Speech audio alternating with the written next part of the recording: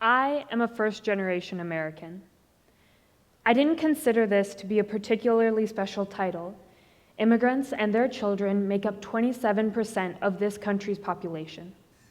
However, I recently began to analyze what this title entails.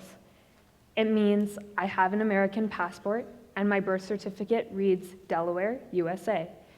It means I grew up eating Uncrustables in my school cafeteria and drinking chocolate milk out of a carton. It means I say the Pledge of Allegiance every morning. But it also means that I am an Indian who doesn't know everything about being Indian. You see, there's a continuous flow of knowledge that comes down through generations. It evolves, and occasionally wisdom is lost. In one generation, between my parents and I, there is a very stark contrast. I realize there is so much about my heritage that I simply don't know, and that is heartbreaking. This is a problem many first-generation Americans face because of the barriers preventing us from embracing culture. Stigma and fear and globalization make it difficult to keep hold of your identity. Stigma is something that I have experienced with my traditional clothes. They are vibrant and stunning, and I feel comfortable in them. Yet I have not built up the courage to wear them to school, and there definitely isn't a dress code against that. It's not just me.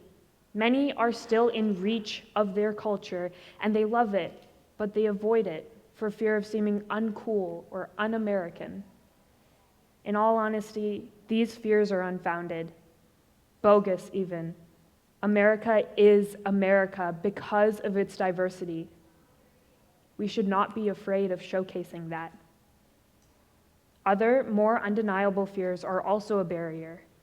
We have a very serious problem in this world with fear-propelled hatred. 6,063 hate crimes were reported in America in 2016.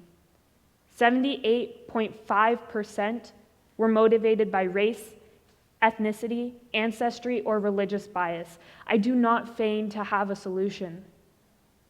Often, when we surround ourselves with those exactly like us, we find it difficult to accept foreign ideas. We become far too comfortable in our own bubble. And in more serious cases, this leads to countless stories of people being harassed for their differences, even not speaking English. This is America, they say. Speak English or get out. And for each one of these stories, there is a parallel story of immigrants assimilating out of fear. Because somehow, embracing a beautiful culture makes you a target. Somehow, there are people weary of diversity in the most diverse country in the world. As much as globalization has improved the world, it too forms a barrier that stands in the way of culture. The first time I remember visiting India, I was surprised at how many elements of American culture I saw. However, these did not exist in harmony with more traditional Indian elements. What I saw was a widespread adaptation to the trivial aspects of Western society. And let me tell you, 8-year-old me definitely did not imagine mixed spicy paneer when she first imagined India. These changes are inevitable, but I couldn't help but wonder, at what cost? My own unique culture is fading away, which is frightening because it means someday no one may understand the joy of eating fresh-cooked Indian food, of hearing a joke that just doesn't sound the same in another language, or even showing off newly learned Bhangra skills.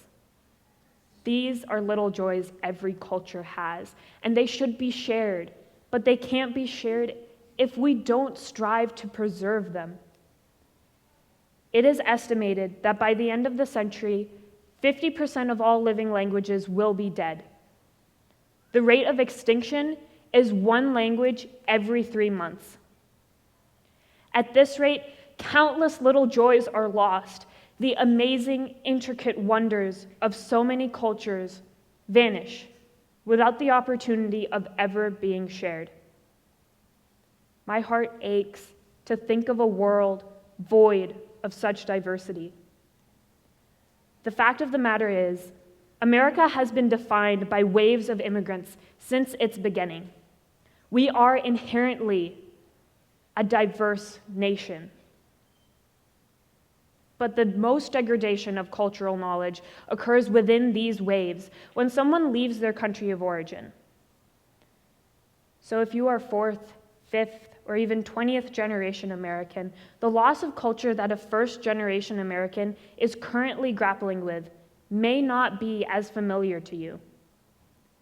But no matter when you arrived in this country, it is our responsibility and in our power to help others preserve their culture, because we all benefit from diversity.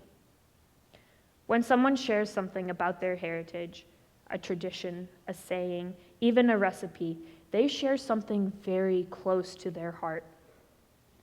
They place in your hands a piece of themselves. In this way, when we embrace culture, we become closer as human beings. And today, more than ever, we need to be closer as human beings. I'll be honest, I had a tough time thinking what to talk about.